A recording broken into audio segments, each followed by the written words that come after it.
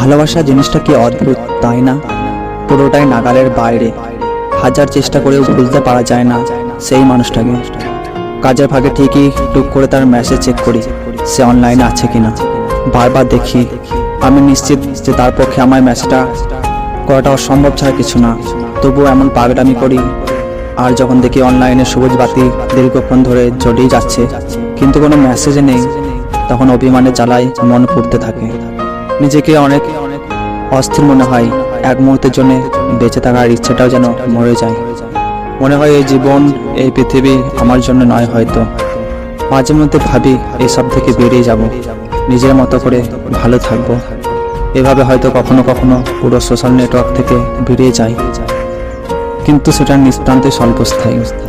এই জেদ ভালোবাসার কাছে হার মানে। এভাবে আবার পাগলামি শুরু হয়।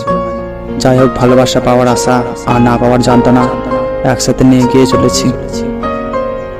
অন্তত থমকে যায়নি। জানি না এই যাত্রা কবে গন্তব্য খুঁজে পাবে, তবে পাবে একদিন নিশ্চিত। সেই আশা নিয়ে বেঁচে আছি।